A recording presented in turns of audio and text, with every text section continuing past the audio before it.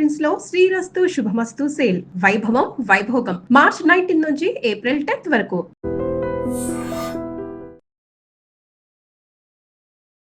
నమస్తే, welcome to I dream talking point with కవిత.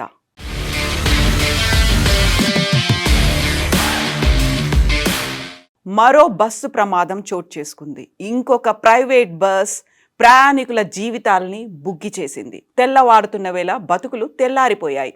గమ్యస్థానాన్ని కాసేపట్లోనే చేరుకుంటామనుకునే లోపే మృత్యువు అగ్నికీలల రూపంలో కబళించింది. మార్కాపురం జిల్లాలో జరిగిన ఘోర రోడ్డు ప్రమాదంలో హృదయ విదారక దృశ్యాలు కనిపిస్తున్నాయి. ప్రయాణికుల ప్రాణాలు తీసేసింది మరొక ట్రావెల్ బస్. డ్రైవర్ నిర్లక్ష్యానికి 13 మంది ప్రాణాలు కోల్పోయారు.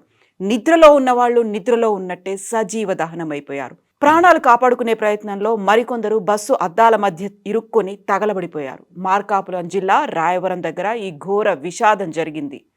మార్కాపురం జిల్లా రాయవరం దగ్గర seater cum sleeper non AC bus టిప్పర్ను ఢీకొంది. ఇది హరికృష్ణ ట్రావెల్స్కు చెందినటువంటి ప్రైవేట్ ట్రావెల్ బస్. ఈ ప్రమాదంలో బస్ పూర్తిగా దగ్ధం కావడంతో 13 మంది సజీవ దహనమయ్యారు. మృతుల్లో మహిళలు, చిన్నారులు కూడా ఉన్నారు. కొందరు బస్సులోనే సజీవ దహనమైపోతే మరికొందరు ప్రాణాలు కాపాడుకునే క్రమంలో బస్ అద్దాల మధ్య ఇరుక్కుని మంటల్లో కాలిపోయారు. ప్రమాద సమయంలో బస్సులో 41 మంది ప్రయాణికులు ఉన్నట్టు తెలుస్తోంది. ప్రస్తుతం 26 మందిని మార్కాపురం ప్రభుత్వాసుపత్రికి తరలించారు. వీరిలో 7గురి పరిస్థితి విషమంగా ఉంది. హరికృష్ణ ట్రావెల్స్కి చెందినటువంటి ప్రైవేట్ బస్ జగిత్యాల నుంచి నెల్లూరు జిల్లా కలిగిరి వెళ్తుండగా ఈ ప్రమాదం చోటు చేసుకుంది. పలకల క్వారీ దగ్గర ఎదురుగా వస్తున్న టిప్పర్ను ఢీకొట్టింది ట్రావెల్స్ బస్. బస్సు ఢీకొట్టడంతో టిప్పర్ డీజిల్ ట్యాంకు నుంచి మంటలు చెలరేగి కొన్ని క్షణాల్లోనే తగలబడిపోయింది. బస్ అద్దాలు పగలగొట్టి బయటపడాలనుకున్నటువంటి ప్రయాణికులు పొగతో ఉక్కిరి బిక్కిరి చేసింది. బస్సు నుంచి దిగడానికి వీల్లేకుండా అగ్నికీలలు ఒక్కసారిగా వ్యాపించాయి. ప్రయాణికులంతా నెల్లూరు, మార్కాపురం జిల్లా వాసులుగా గుర్తించారు. బస్సు ప్రమాదంలో గాయపడ్డ వారిని మార్కాపురం ఏరియా ఆసుపత్రికి తరలించారు. ఆసుపత్రిలో 26 మందికి చికిత్స అందిస్తున్నట్లుగా డాక్టర్లు చెప్పారు. వీరిలో 7గురి పరిస్థితి విషమంగా ఉన్నట్టుగా ఆసుపత్రి వర్గాలు వెల్లడించాయి. ఇప్పటి వరకు 13 మంది మరణించారు. ట్రావెల్స్ బస్ డ్రైవర్ తీవ్రంగా గాయపడినట్టుగా సిఐ సుబ్బారావు చెప్పారు. క్షతగాత్రులతో మార్కాపురం జీజీహెచ్లో హృదయ విదారక దృశ్యాలు కనిపిస్తున్నాయి. ప్రమాదం సంభవించిన నేపథ్యంలో కీలక విషయం ఒకటి బహిర్గతమైంది. బస్ కండిషన్పై అందులోని ప్రయాణికులు ముందుగానే ఆందోళన వ్యక్తం చేసినట్టుగా తెలుస్తోంది. బస్ ఫిట్నెస్ కండిషన్ సరిగ్గా లేదని డ్రైవర్తో కొంతమంది ప్రయాణికులు చెప్పారని, బస్సు సిబ్బంది ఎర్రగొండపాలెం వద్ద గంటసేపు నిలిపి కొన్ని మరమ్మతులు చేసినట్టుగా తెలుస్తోంది.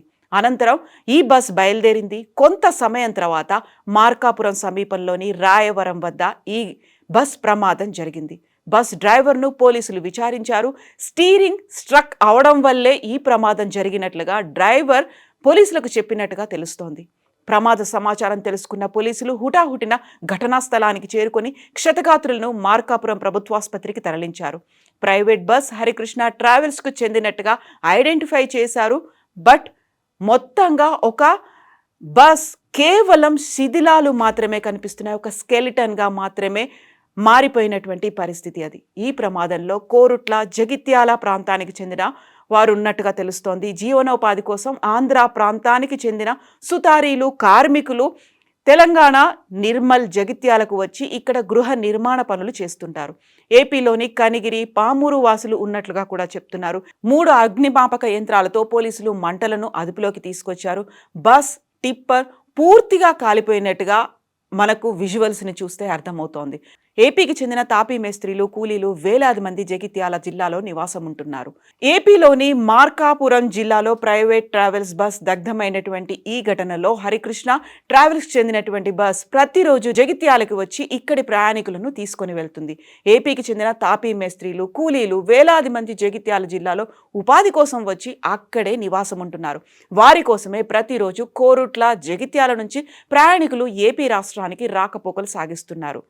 ప్రమాదం జరిగిన వెంటనే ఆంధ్రప్రదేశ్ రాష్ట్ర ప్రభుత్వం స్పందించింది, విచారణకు ఆదేశించింది. ప్రమాదం ఎందుకు జరిగింది, ఎలా జరిగింది తెలుసుకునే దాంట్లో ఇప్పుడు విచారణ కూడా జరపాలని చూస్తున్నారు. అయితే ప్రైవేట్ ట్రావెల్స్కి చెందినటువంటి ఈ బస్సుల్లో ఇలాంటి ప్రమాదాలు తరచుగా ఎందుకు జరుగుతున్నాయి? అందులో కూడా ప్రయాణికులు సజీవ దహనమవుతున్నటువంటి ఘటనలు ఈ మధ్య కాలంలో విపరీతంగా కనిపిస్తున్నాయి. ఈ నేపథ్యంలోనే మళ్ళీ ప్రైవేట్ ట్రావెల్స్కి సంబంధించి కండిషన్లు, ఫిట్నెస్లు ఎలా ఉన్నాయి అనే దాని మీద విచారం వ్యక్తమవుతోంది.